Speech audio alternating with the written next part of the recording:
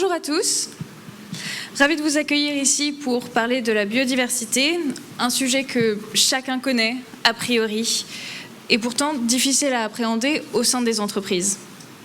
Selon les chiffres de la TNFD, un collectif qui s'occupe de la feuille de route de finances durables des membres du G20, la moitié de la valeur générée par les entreprises, soit 44 milliards de dollars américains, dépend en petite ou en grande partie de la biodiversité.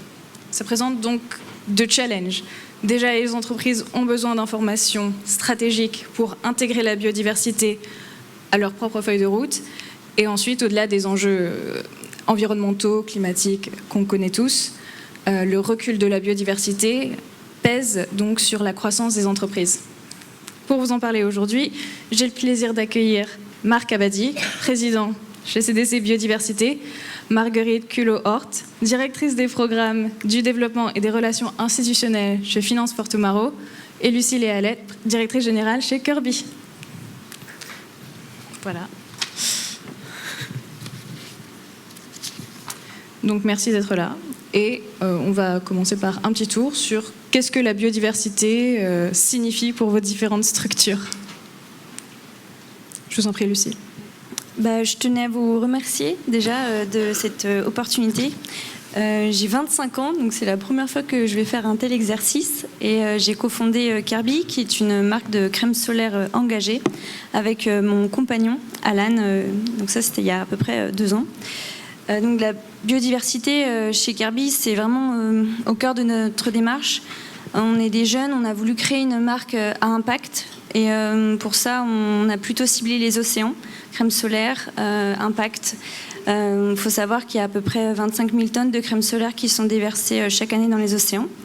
Et les filtres chimiques qui sont utilisés dans certaines crèmes solaires sont responsables du blanchiment des coraux. Donc c'est pour ça, par exemple, à Hawaï et en Thaïlande, ils ont interdit ces crèmes solaires.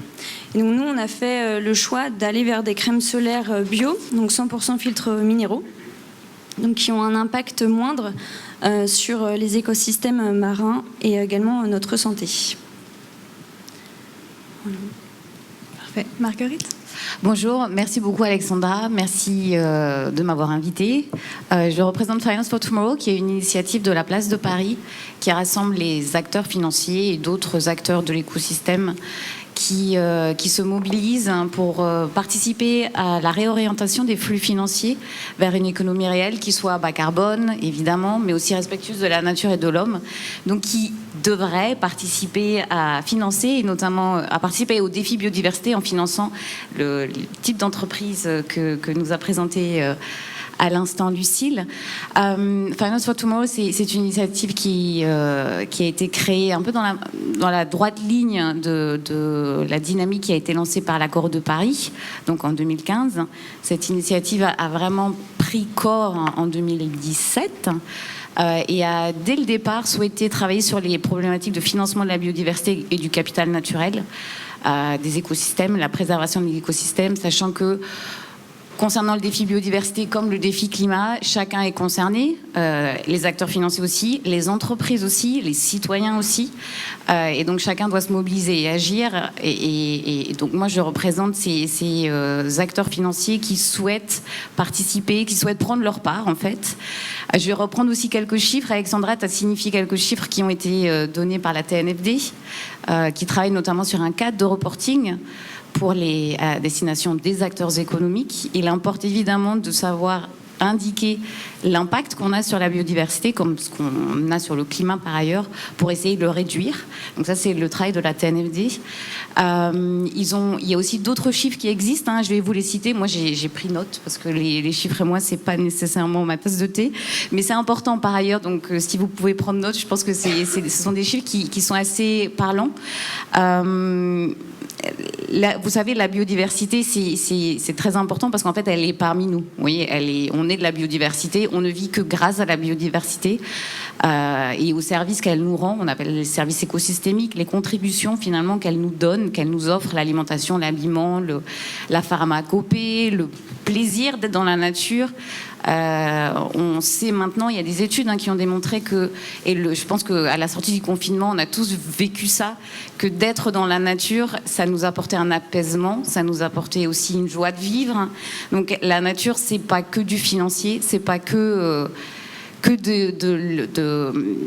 des business finalement, du service qu'ils nous rendent, c'est aussi du bien-être, c'est aussi en nous. Donc il y a une dimension aussi assez philosophique, éthique parfois aussi qui se rapproche quand on veut parler de biodiversité. Et la France a une responsabilité particulière parce qu'elle est riche, elle a une biodiversité, elle héberge une biodiversité particulièrement riche, notamment de ses outre-mer. Et donc c'est aussi en ça que les acteurs, je pense, entreprises, et évidemment pour moi, concernant les acteurs financiers, doivent davantage se mobiliser. Les services écosystémiques dont je vous parlais, ça représente de 120 à 140 milliards de dollars US par an. C'est ce que la nature nous rend. Donc forcément, si on impacte la nature, c'est tous ces services. On parle souvent de pollinisation et de la nécessité de, si on perd ces pollinisateurs sauvages notamment, c'est à l'homme de faire ce travail de pollinisation et donc du coup de nous assurer l'alimentation qui est nécessaire pour notre santé. Il y a des experts, notamment de l'IPBES, qui est un peu le pendant du GIEC que vous connaissez tous pour la biodiversité, qui est estimé à 967 milliards de dollars par an le besoin de financement pour restaurer les écosystèmes qu'on a détruits, sachant que 44 milliards de dollars par an, c'est ce que représente en valeur économique la biodiversité. On a besoin par ailleurs de plus de 800 milliards de dollars pour restaurer cette biodiversité que nous avons malmenée. Tout ça, donc, ce sont des éléments financiers qui font que forcément les acteurs financiers, cet écosystème économique a besoin aussi de participer et peut prendre sa part. Il y a pas mal d'acteurs, il y a des pionniers en France, il y a des fonds d'investissement, il y a des sociétés de gestion que vous avez peut-être entendu parler, c'est Mirova, qui est une société de gestion de Natixis par exemple, qui travaille de longue date, qui investit de longue date dans des projets biodiversité. Il y a des fonds d'investissement comme le fonds Moringa qui finance des projets dans les pays des Suds, plutôt d'agroécologie, et qui finance finalement un business model qui est intéressant pour aussi bien les communautés locales que pour nous, en nous offrant des produits agricoles qui sont respectueux de la nature et de l'homme. J'ai trop parlé, pardon Alexandra, je passe la parole à Marc. Oui, tout à fait. On continue de toute façon sur l'encadrement des entreprises, sur le sujet et les stratégies de biodiversité. Marc ? Bonjour à toutes et à tous. Donc, CDC Biodiversité, comme son nom l'indique, est une filiale de la Caisse des dépôts. On a 13 ans d'existence, donc on a été, Marguerite, dans les pionniers. Et on a un double objectif. Moi, je dirige une entreprise. CDC Biodiversité est une entreprise. Et je dirais quels sont les 3 types de services qu'on propose. Mais on est aussi le laboratoire d'idées de la Caisse des dépôts. Et aujourd'hui, la Caisse des dépôts, ça veut dire qu'on additionne la Caisse des dépôts, la Poste, la BPI, enfin, vous voyez ce que ça veut dire comme force de frappe en matière financière, d'ingénierie, de relations avec les acteurs publics et privés, sur la biodiversité. La biodiversité fait partie des grandes priorités de la Caisse des dépôts. Et dans le cadre du plan de relance, la Caisse des dépôts a mis sur la table des dizaines de millions d'euros à la disposition effectivement des acteurs publics ou privés pour financer des projets sur la biodiversité. Et on est un peu l'aiguillon du système pour faire que ça se réalise. Pourquoi on a créé CDC Biodiversité ? C'est pour proposer aux entreprises des solutions opérationnelles en matière de préservation, de restauration de la biodiversité. Donc moi j'ai 3 métiers. 1, je suis un opérateur, notamment au service des entreprises, les aménageurs, les collectivités locales, les grands constructeurs de réseaux, RTE, les autoroutes, etc., pour mettre en œuvre sur le long terme, toujours Caisse des dépôts. Alors pour la Caisse des dépôts, le long terme c'est 60 ans, le court terme c'est 30 ans. Des mesures de compensation écologique qui sont des obligations mal respectées, mal mises en œuvre, et qui sont des solutions sur lesquelles on assure effectivement la bonne fin du système. Et pour ce faire, puisque l'intitulé de la table ronde, si je me souviens bien, c'est l'innovation, On est y compris capable de faire des choses aujourd'hui qui malheureusement on est les seuls à faire, qui sont la création de sites naturels de compensation. Ce sont donc les entreprises donc à s'adresser à nous. Le site, on le connaît. On est capable donc de le mettre immédiatement à disposition, de donner aux entreprises un prix et donc de faciliter l'ensemble des démarches administratives. Ça, c'est notre premier métier historique. Notre deuxième métier historique, maintenant, mais qui était extrêmement novateur, parce qu'on a été les premiers au monde à faire ça, et les premiers en Europe en tout cas, et on est dans tous les grands réseaux, on est en lien avec l'ONU, on est en lien avec la Commission européenne, on est en lien avec l'IPBES dont a parlé Marguerite, l'équivalent du GIEC pour la biodiversité, dont peu de Français savent que la secrétaire générale est une universitaire française de Montpellier. Il y a un formidable réservoir à Montpellier de compétences en France sur la biodiversité. On a inventé donc la mesure d'impact des entreprises sur la biodiversité. En partant d'une idée simple, si vous êtes des chefs d'entreprise ou si vous êtes dans le staff des boîtes, tout ce qui ne se mesure pas ne se manage pas. Point. Alors c'est compliqué, et en tout cas, on y viendra tout à l'heure, c'est un peu plus compliqué que le climat, mais c'est bien entendu avec beaucoup de liens de notre climat, puisqu'on s'est calé pour mesurer l'impact de l'activité d'une entreprise sur la biodiversité, sur les grandes pressions que l'IPBES a rendues publiques dans son rapport à Paris en 2019, le climat, bien entendu. Ça parle à tout le monde, et notamment pour les gens qui s'intéressent à l'eau, qu'elle soit salée ou... Bien entendu, et c'est fondamental dans un pays comme le nôtre, les changements d'utilisation des sols, les pollutions, l'extraction des matières premières et les espèces invasives. On a tous en tête effectivement les horribles bébêtes qui se mettent dans les pins et tous les frelons asiatiques et tout ça, etc., qui sont des facteurs très graves de biodiversité. Donc on a inventé ça, on l'a mis à la disposition des entreprises.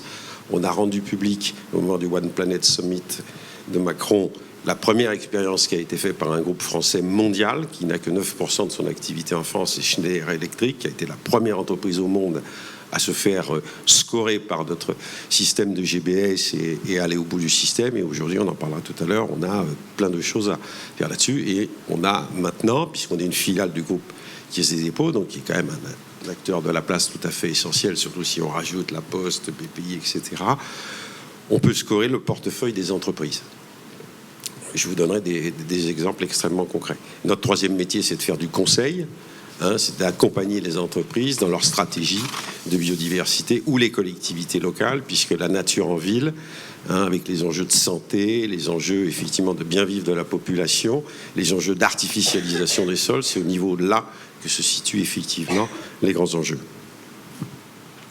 Je vous remercie. On a vraiment mis le doigt sur une des particularités, une ombre, je dirais, de la biodiversité, c'est-à-dire que c'est extrêmement dur à quantifier, et quand on ne peut pas quantifier, on ne peut pas agir. D'où cette conscience collective que croissance des entreprises va implicitement s'opposer à la biodiversité.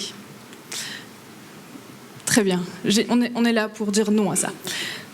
Et donc, Marguerite, quelles limites vous avez distinguées donc justement pour vous dans cette opposition implicite entre biodiversité et croissance des entreprises ? Alors, donc je rejoins Marc qui disait non. Je pense que ça dépend de quelle croissance on parle et comment on habite la planète en fait. Forcément, si on va vers une croissance toujours plus prédatrice, où on surexploite les ressources naturelles, oui, forcément, c'est antinomique avec la préservation de la biodiversité du vivant en général. Mais si on investit, enfin si moi je pars du point de vue investisseur dans des entreprises comme celle par exemple de Lucile, qui a été conçue aussi pour respecter la nature qui l'entoure, il n'y a aucune antinomie à ça en fait. Ça dépend juste de la perspective dans laquelle on se place. Et il y a pas mal de... Si je reprends ma casquette Finance for Tomorrow, il y a évidemment ce que fait un de nos membres principaux qui est la CDC et la CDC Biodiv, et qui vise justement à donner les outils dont on a besoin, dont ont besoin aussi les financeurs qui veulent financer des activités économiques durables. Donc c'est la mesure, l'impact, l'empreinte biodiversité des activités économiques. On sait le faire grâce au GBS, au Global Biodiversity Score, qui est quand même... je pense que la France peut se targuer d'avoir cet outil, d'avoir réfléchi cet outil pendant assez longtemps, d'avoir pu le tester, notamment avec Schneider Electric, mais avec bien d'autres groupes. et notamment en ce moment aussi avec les PME, mais je suppose que Marc vous en dira peut-être un peu plus. Mais tout le monde, toutes les entreprises peuvent maintenant indiquer à l'extérieur, aux financeurs, au monde financier, pour ceux qui veulent chercher des investissements et s'agrandir, peut indiquer, voilà, mon empreinte biodiversité est telle. Et si j'ai une empreinte, à ce moment-là, je peux aussi la compenser, la réduire, l'éviter, la réduire, la compenser. Et si je veux la compenser, on retombe chez Marc, et qui offre par ailleurs avec la CDC aussi une façon de compenser ces empreintes biodiversité, parce que parfois on ne peut pas nécessairement arriver à ne rien faire. Si on a une activité économique, il se peut qu'on ait une empreinte, et c'est pas grave si jamais on arrive à recréer de la nature ailleurs. Le tout est de ne pas arriver à un point de non-retour sur la nature qui nous entoure, en fait. Et les financeurs, si je me mets encore du point de vue des financiers, il y en a certains qui ont bien compris ça et qui ont investi dans des fonds d'investissement portés par des grosses entreprises comme par des plus petites, et qui s'inscrivent du coup dans cette dynamique de recréer une nouvelle économie qui soit respectueuse de la nature et de l'homme. Ça va souvent de pair, le respect de la nature qui nous entoure et du vivant humain qui accompagne ce développement économique. Tout à fait. Et consommation prédatrice, c'est tout à fait adéquat comme expression. Marc ?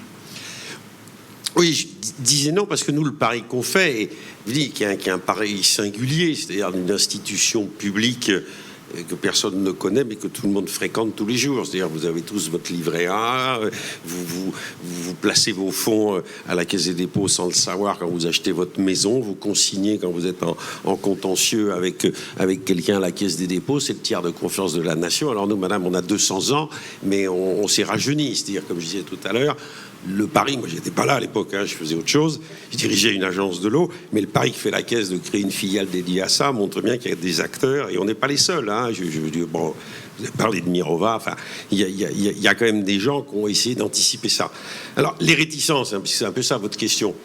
Comme je disais, il faut d'abord connaître ce qu'on fait. Donc il faut se réinterroger sur sa supply chain, il faut regarder un peu tout ce qu'on fait.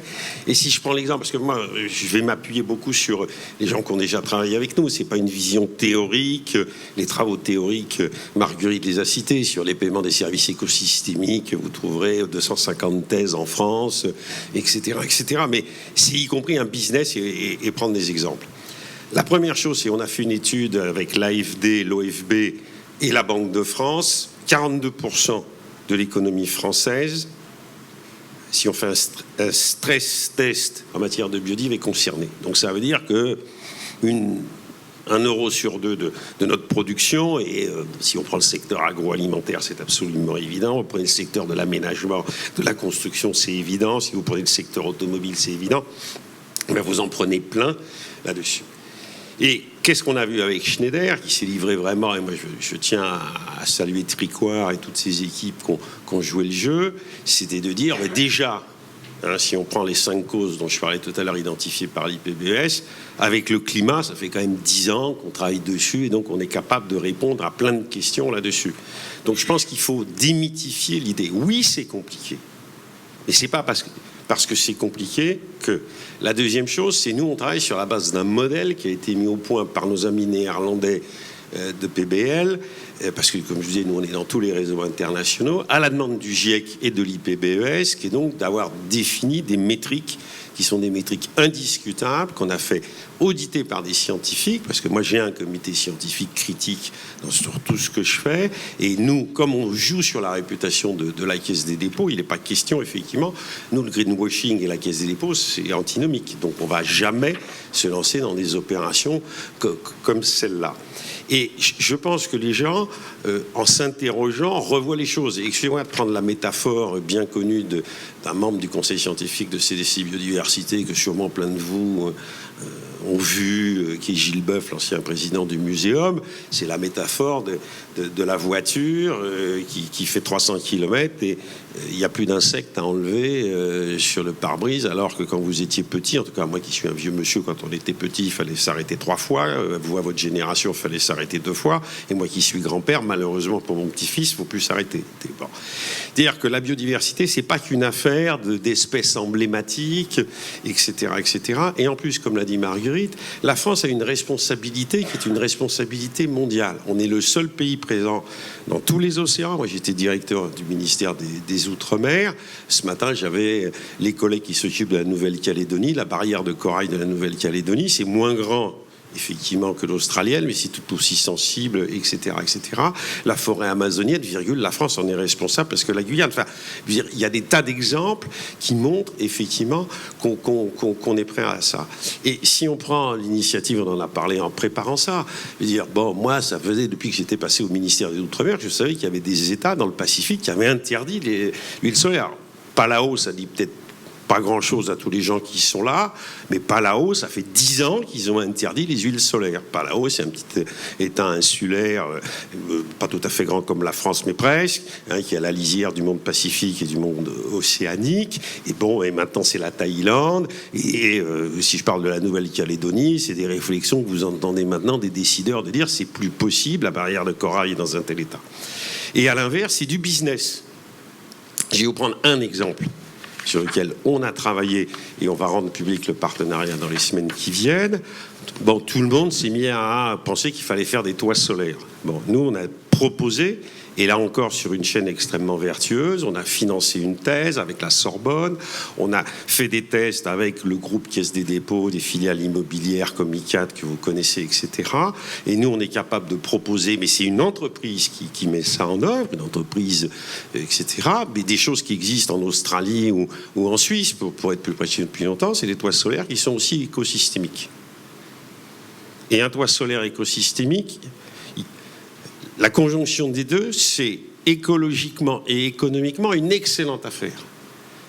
Parce que la partie écosystémique va refroidir effectivement par l'évapotranspiration le panneau solaire, donc il va produire plus et ça va faire un peu d'ombre, donc ça va être effectivement plus avantageux. Donc ça, c'est un produit effectivement sur lequel vous avez un marché extraordinaire à prendre en compte. Donc au-delà de la mesure d'impact, nous on a essayé effectivement de proposer des solutions. Alors pour les grosses boîtes, est-ce que vous croyez que Schneider, Hermès, la Banque Postale, EDF, Nestlé, la Maïf, oui, j'en prends la Française des Jeux, voilà, j'en prends vraiment dans tous les secteurs du jeu. Bon, c'est pas des gens qui font ça par militantisme. La Caisse des dépôts fait pas ça par militantisme. Elle fait ça parce qu'elle a en charge l'intérêt général de la nation. Nous, on va être société à mission dans quelques semaines. Bon, on a un engagement, mais qui est un engagement aussi de faire vivre économie et biodiversité. Donc ces gens-là le font parce qu'ils savent que c'est la contrainte qui pèse, et cette contrainte, excusez-moi, vous avez parlé de la TNFD, on les connaît bien, on connaît les acteurs, il y a beaucoup de Français impliqués, EY est représenté par un Français, HSBC par une Française dans ce genre de choses, accompagne. Mais tout ça, c'est aussi tout un cadre. Alors un cadre européen, alors vous avez tous entendu parler de la taxonomie, vous ne savez pas ce que c'est, mais tout le monde a compris qu'il y avait un problème, la France était le nucléaire, les Allemands, c'était le gaz. Bon, ça va l'être encore un peu plus. Mais dans la taxonomie, il y a un volet biodiversité. Bon, il y a une loi qui a été votée en 2019, la loi énergie, la LEC. L'article d'application qui est sorti l'été dernier, l'article 29, parce que l'IGBS a été créé en France et existe, on est le premier pays au monde qui va obliger un reporting sur l'empreinte biodiversité pour toutes les entreprises. Donc nous, on a développé un produit avec un partenaire bien connu, Carbone 4 Finance, déjà largement utilisé par le carbone, en plus dont le président, c'est Jean Covici, que tout le monde connaît, alors depuis surtout qu'il a fait son bouquin, Jean Co, etc. Là-dessus, tout le monde voit qui c'est, etc. Mais bon, c'est une boîte privée qui est accroché à ce réseau associatif. On a trouvé un terrain d'entente entre une filiale de la Caisse des dépôts parce que quelque part, on fait, vu autrement, la même chose et on a déjà des dizaines d'entreprises. On n'arrive pas à suivre. Moi, j'ai doublé les effectifs en un an des gens qui font ça et je ne trouve pas. C'est une des difficultés phénoménales. Je finis là-dessus. Les Échos, un journal qui est suspect de militantisme écologique. Les 5 métiers attention qu'ils ont déterminés, vous avez chef de projet biodiversité. J'ai rien d'autre à dire pour savoir que c'est un enjeu économique, raisonné, raisonnable, dans lequel il y a déjà plein de solutions. Et bon, je vous parle de ce que je fais. Mais on n'est pas les seuls. De parler de Mirova, les Awati, on se connaît, etc. Il y a des boîtes. Moi, j'ai signé hier un partenariat avec une boîte en Bretagne qui s'appelle Derven, qui est très connue, reconnue dans son secteur d'activité. Il y a des tas d'acteurs en France. Et en Europe, il y a 2 pays qui sont sur la brèche sur le sujet, c'est les Néerlandais et nous. Je vous le dis, comme moi je vais à Bruxelles sans arrêt, j'y retourne à la BEI. Nous, c'est vrai que comme on est une filiale de la Caisse des dépôts, travailler avec la BEI, mais moi, je dis à tous les entreprises qui sont représentées dans la salle, il y a une facilité pour le financement du capital naturel qui est dans les comptes de la BEI, qui a été utilisé à 25%.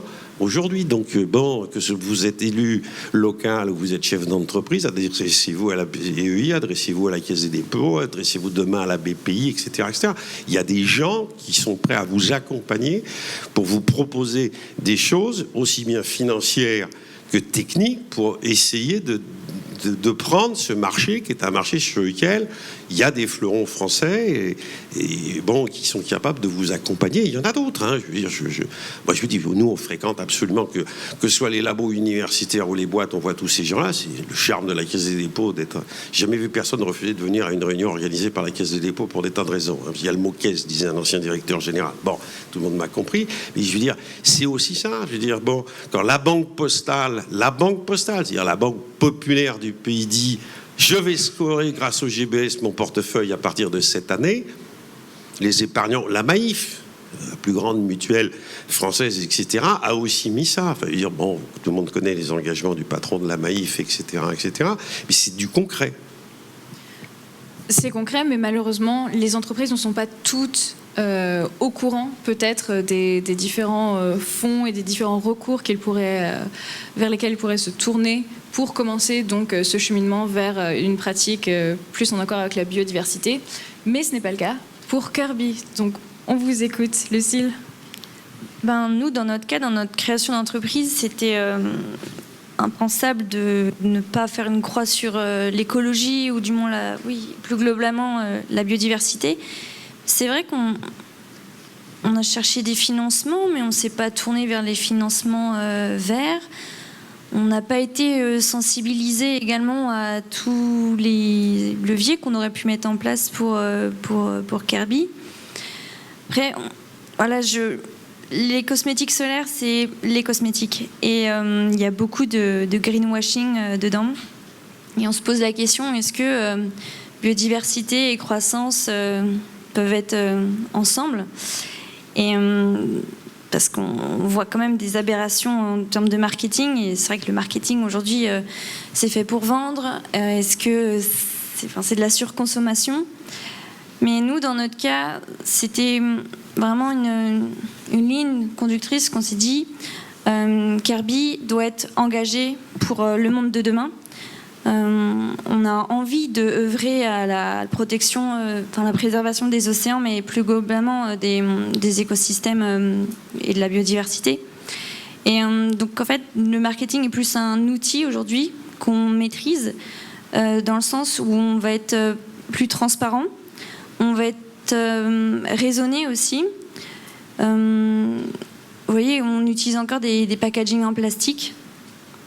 C'est difficile de trouver des autres solutions. Le packaging est vraiment un casse-tête. Alors le verre, oui, mais le verre a d'autres contraintes. Il a tendance à polluer, c'est cassable, c'est lourd. Il y a des émissions de carbone également. Alors il y a des solutions comme les packagings extérieurs en carton, mais en fait l'intérieur est en plastique. C'est pas du tout recyclable. Et le consommateur final, il se dit c'est du carton, donc c'est de la naturalité. Donc il y a vraiment un rôle d'éducation, nous de notre côté, essayer de décoller un peu ce greenwashing qui est associé aux cosmétiques. Et ensuite, en tant que jeune marque, on a pour ambition de sensibiliser les personnes, nos consommateurs, à la préservation des océans. Donc c'est tout bête, mais chaque entreprise aujourd'hui devrait s'engager pour une cause. Nous, dans notre cas, on reverse au moins 1% de notre chiffre d'affaires à des associations qui vont sensibiliser et mener des actions concrètes pour la préservation des océans. Donc, par exemple, il y a Bluetopia qui va réaliser un documentaire entre le lien de nous, ce qu'on mange, notre alimentation, et l'impact que ça peut avoir sur les océans. On a souvent tendance à parler de plastique, parce qu'en 2050, il y aura plus de plastique que de poissons dans l'océan. Mais il y a plein d'autres impacts liés à l'océan. Il y a l'alimentation, il y a également la finance, qui serait un prochain documentaire. Et on est également partenaire d'une expédition qui est partie de Brest et qui va rallier la Californie à la voile de façon totalement autonome. Et donc, eux, ils vont aller voir des initiatives tout au long de leur périple pour permettre à des associations de leur donner un peu de visibilité pour retrouver des mécènes. Donc, par exemple, ça va être des récifs, aider, comment on peut dire, apporter des récifs coralliens, des forêts de macroalgues et également des forêts de mangroves. Qui sont importants au final pour la régénération de l'océan et toute cette résilience. On pense souvent que la forêt amazonienne est le poumon de la planète.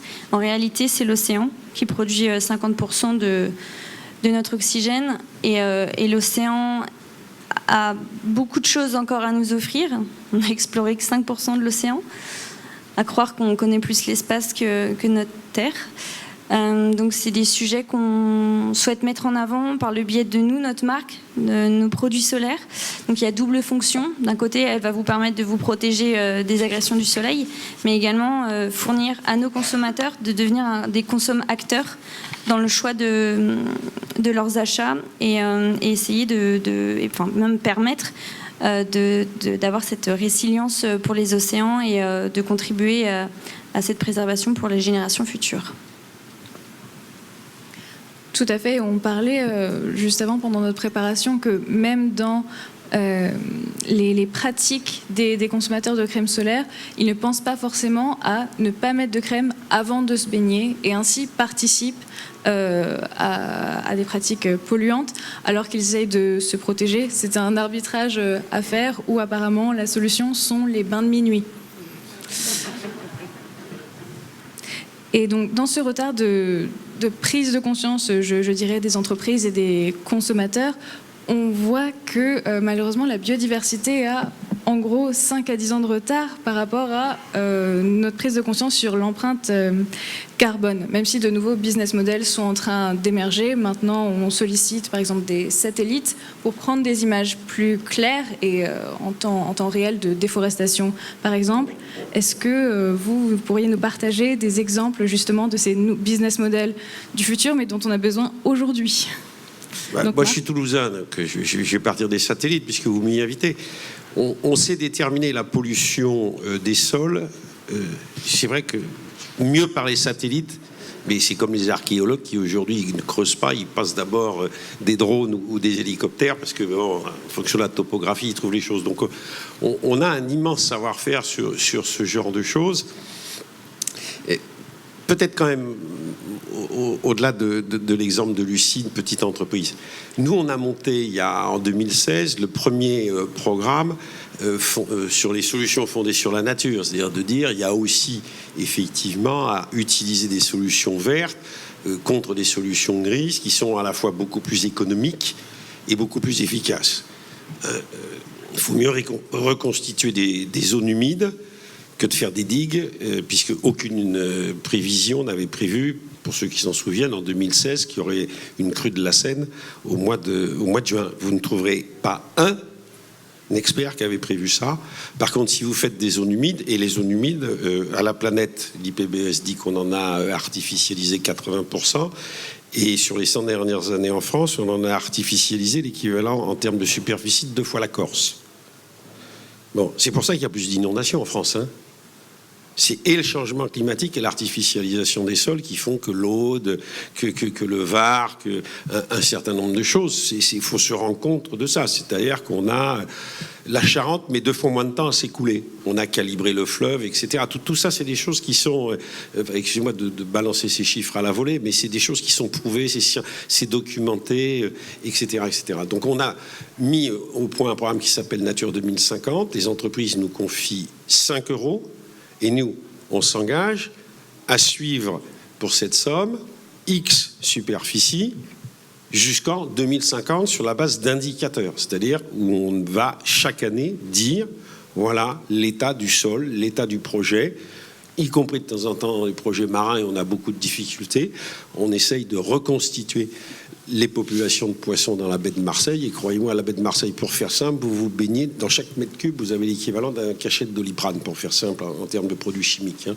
C'est pas dangereux, donc, mais c'est quand même très perturbant, notamment pour les poissons, etc. Vous connaissez tous l'histoire du saumon qui a changé de sexe quand il est remonté le long d'un fleuve français, etc. Là aussi, c'est des choses parfaitement documentées. Enfin, tout ça, c'est pas des vues de l'esprit, c'est pas des dissertations de professeurs Nimbus, c'est pas des écolos fous. Je veux dire, c'est des gens qui sont des scientifiques, qui travaillent, etc. C'est des gens qui sont capables de vous dire quelle est la chauve-souris qui est la cause de coronavirus. La seule chose qu'on ne sait pas, c'est comment c'est passé. Mais tout le monde sait quelle est la chauve-souris. Enfin, je veux dire, voilà, nous on les connaît, on travaille avec eux, on fait des colloques sur la santé et l'environnement, sur ces sujets qui sont fondamentaux et dont les enjeux économiques, vous imaginez ce que ça veut dire, ce qui s'est passé avec le coronavirus. La prévention, 80 milliards de dollars, le coût, 2000 milliards de dollars à aujourd'hui.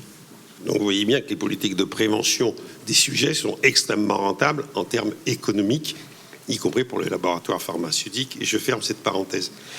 Donc, les boîtes s'engagent, font des fonds de dotation. Tout à l'heure, je crois que c'est un des candidats au prix que vous avez voulu sur la biodiversité. C'est un fonds de dotation et nous, on les encourage. On en a créé un, mais il y en a plein d'autres. Enfin, je veux dire, il y a des tas de boîtes. La Fondation L'Oréal avec Mirova, parce que moi, je me dis, je ne suis pas là uniquement pour parler de la Caisse des dépôts.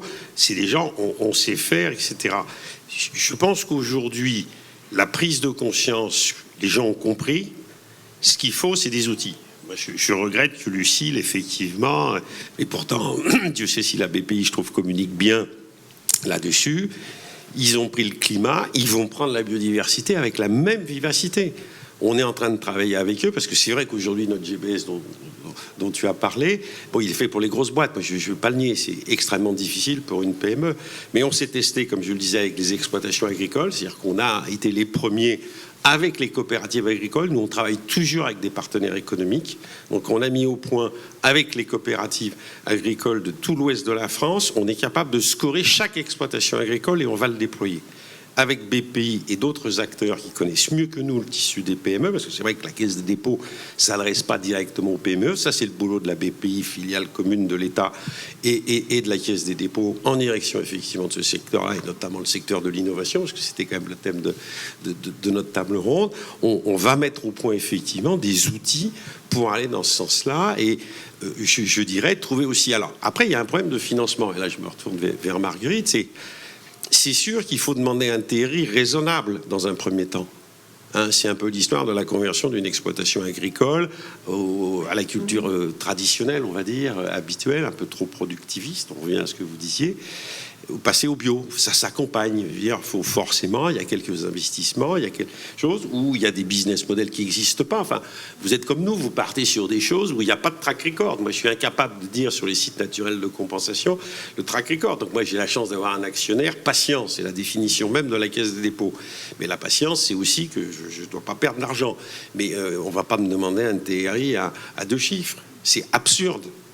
Bon, puis il y a tous les enjeux de comptabilité. Nous, on soutient AgroParisTech, mais avec LVMH, je veux dire des boîtes, etc., pour que la comptabilité écologique devienne quelque chose. Moi, quand je fais un site naturel de compensation, je rentre dans aucune case, soit de la comptabilité publique, ça je connais bien, je suis un haut fonctionnaire, ça rentre pas, de la comptabilité privée. Comment je comptabilise ça? Comment je fais ça?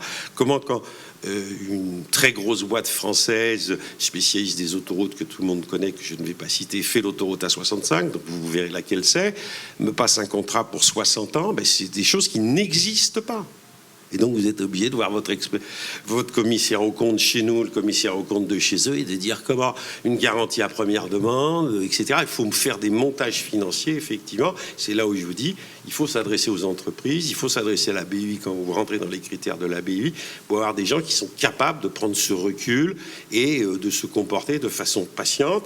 La biodiversité, je vais très clair, c'est une prise de position, mais c'est la prise de position de la Caisse des dépôts. Je vous renvoie au bouquin qui vient de sortir, Éric Lombard, le directeur général de la Caisse. Nous, on est là pour le long terme, on est là pour la patience, on est là pour aider à la transformation écologique. Je dis bien la transformation écologique, c'est pas la transition écologique, hein, le leitmotiv. Et donc, on sait que ça va prendre du temps et qu'il faut qu'on invente effectivement des modalités nouvelles, je dirais, de tout le secteur financier, de tous les gens qui sont attachés à la réindustrialisation du pays. Tout à fait. Et sur ce sujet, la France a vraiment un rôle à jouer. Et Margaret, vous voulez nous partager ce que vous pensez au sujet de montage financier, peut-être Oui, du coup, je voulais rebondir à chaque fois sur ce que tu disais, Marc, et sur ce que tu disais, Lucille.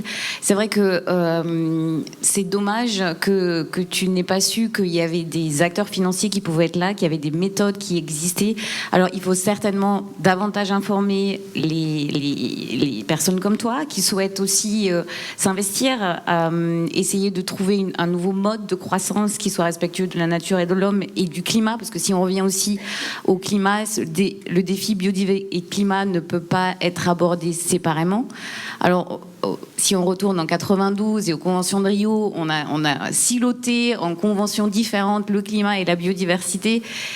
C'est compliqué maintenant d'imaginer de faire des COP ensemble. C'est comme ça, les négociations sont comme ça, mais il n'empêche que dans la vie réelle, il ne faut pas séparer ces deux enjeux. Et c'est ce que tu as fait par ailleurs avec ta crème solaire, c'est s'adresser à la préservation de la nature tout en réfléchissant aussi, j'imagine, à des modèles qui respectent aussi le climat et globalement les limites planétaires. Et il y a une solution qui est intéressante, c'est les solutions fondées sur la nature dont tu parlais, Marc. C'est assez intéressant parce que on a enfin réussi à avoir un consensus sur la définition de ce qui était une solution fondée sur la nature, qui est un concept qui a été créé par l'Union internationale de la conservation de la nature, que peut-être certains d'entre vous connaissent, dont certains utilisaient, d'autres moins, certains pays étaient plutôt basés sur des écosystèmes. Bon, au niveau international, on sait qu'il faut aussi avoir un consensus pour essayer d'avancer, et notamment au niveau financier. Hein, la finance est globalisée, donc si on part sur des sujets dont on n'est pas sûr d'avoir tout à fait la même définition, c'est compliqué, mais là on a réussi à avoir une définition, les négociateurs ont réussi à avoir une définition, à s'accorder sur une définition commune la semaine dernière, en marge de l'Assemblée générale pour l'environnement de l'UNEP à Nairobi. Et ça, c'est une bonne chose, parce que les solutions fondées sur la nature, ou les solutions d'adaptation fondées sur la nature, nous montrent que la nature est importante, en fait. Et c'est ce que, notamment, le climat du GIEC nous a indiqué la semaine dernière. Vous avez dû en entendre un peu parler, même si ça n'a pas été suffisamment relaté dans les médias, pour des raisons d'actualité qui, forcément, aussi se valent. Mais les solutions fondées, la nature nous rend tellement de services, et notamment en termes climatique, la résilience de la nature fait que finalement ça nous rend aussi résilients, et notamment sur les littoraux, tu as parlé, Lucille, des mangroves. Il y a aussi des financiers qui y croient et qui investissent dans des mangroves, dans la restauration des mangroves, qui investissent dans des fonds. Tu as parlé de L'Oréal, de Kering. Ce sont aussi des entreprises qui ont lancé des fonds d'investissement pour justement financer la restauration de ces écosystèmes qui sont tellement indispensables à notre vie de tous les jours que en fait on se rend même pas compte, mais une fois qu'on les a plus, là à ce moment-là on s'en rend compte et on se dit mince. Et il y a certaines entreprises qui sont par ailleurs épaulées par des sociétés de gestion dont tu as parlé, par des financiers, des family office aussi, hein, qui investissent dans des fonds qui sont respectueux de la nature et de l'homme, qui travaillent dans l'agroécologie, dans une nouvelle agriculture plus résiliente, plus régénératrice. Et ça, c'est les fonds de Kering, par exemple, ou de L'Oréal, qui sont vraiment pionniers. Ils s'appuient aussi sur des crédits carbone qualitatif, donc pas juste on plante des épicéas et puis on se dit bah oui, de toute façon la forêt c'est un des puits de carbone, pas le plus important, parce qu'effectivement c'est l'océan comme l'indiquait Lucille, mais on sait aussi que ces crédits carbone volontaires sont de l'argent, alors certainement pas très suffisant, parce que actuellement le prix carbone n'est pas à mon avis à la hauteur, et on le sait d'ailleurs, hein, mais qui se financent via des crédits carbone qualitatifs, donc c'est-à-dire qui prennent en compte aussi la biodiversité, ce que nous rend les écosystèmes. Et donc du coup, en fait, ça, enfin, je ne sais pas où on en est au niveau de l'heure, mais tout va bien pour le moment. C'est bon. C'était juste pour indiquer que les entreprises, les cabinets de conseil, il y en a aussi pas mal qui sont dans l'écosystème parisien et on peut en être fier. Il y a évidemment la CDC qui est biodiversité, il y a Carbone Finance dont a parlé Marc.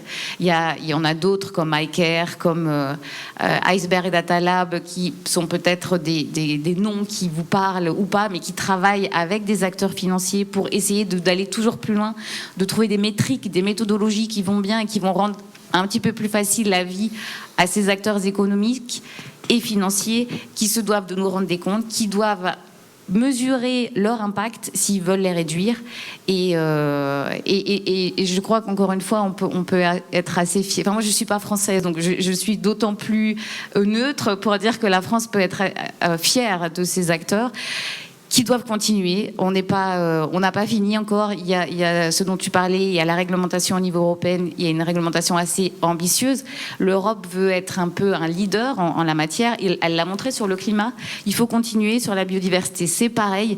Il y a l'article 29 LEG en France qui exige de la part des acteurs économiques de rapporter sur leur empreinte biodiversité, comme elles le font déjà, ou elles doivent toujours plus le faire sur leur empreinte sur le climat.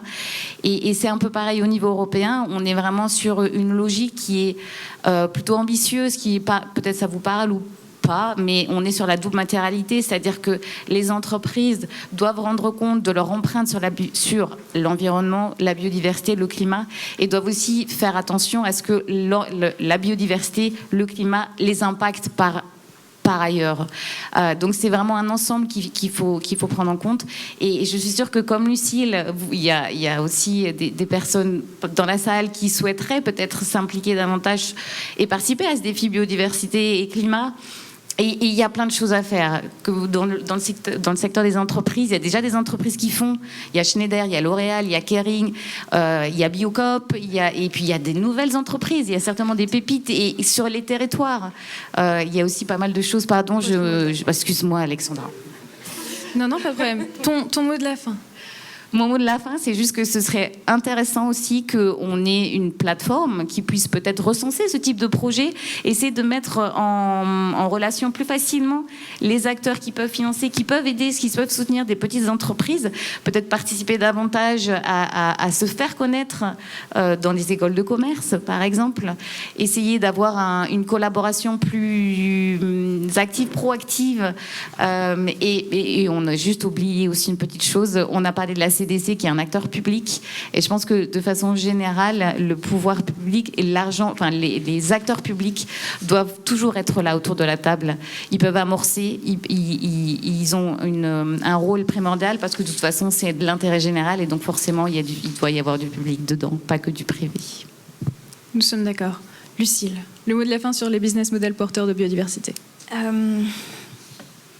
C'est difficile de tout conjuguer. On se dit qu'on pourrait toujours faire mieux, en fait. Et moi, dans notre cas, chez Kirby, on se dit engagé pour les océans, donc c'est normal que notre crème solaire impacte le moins possible les écosystèmes marins. Donc il y a plein de cosmétiques qui vont créer des petits labels en disant zéro impact, OK, loi Hawaï par rapport qu'il n'y a pas de filtre chimique qu'ils utilisent dans leur crème solaire. Tout ça, c'est pas du tout normé. Donc la réglementation a vraiment un train en retard sur ces sujets. Donc on parle beaucoup de blue washing. Donc le consommateur est encore perdu. Je pense que la réglementation peut faire un effort là-dessus sur ces sujets, surtout la réglementation européenne. Surtout pour les cosmétiques, parce que les cosmétiques en Europe, c'est ceux qui sont les plus réglementés au monde. Et ensuite, comme vous le disiez, c'est l'éducation. Moi, j'ai terminé mes études il y a 2 ans. J'ai pas eu de cours sur l'écologie, sur les liens qu'on peut avoir. Alors c'est bien, quand on est en petite section, on apprend à éteindre la lumière quand on n'est pas dans la pièce, ou on ferme le robinet quand on se brosse les dents. Et je sais pas si les jeunes d'aujourd'hui ont conscience des enjeux de demain et que c'est peut-être eux la solution. Donc je pense qu'il faudrait leur donner toutes les cartes en main pour pouvoir œuvrer plus tard. Donc ça passe aussi par des mises en relation. C'est vrai que nous, en tant qu'entreprise, on peut avoir remporter des prix, mais c'est du temps, c'est pas forcément une super valeur ajoutée des fois parce que c'est pas connu. Donc c'est sûr que des initiatives comme ça peuvent être mises en œuvre également plus tard. Très bien. Merci à vous d'avoir partagé votre expertise avec nous aujourd'hui. Merci à vous pour votre attention. Et maintenant, on vous invite à vous rendre au salon Longchamp pour le premier déjeuner d'affaires.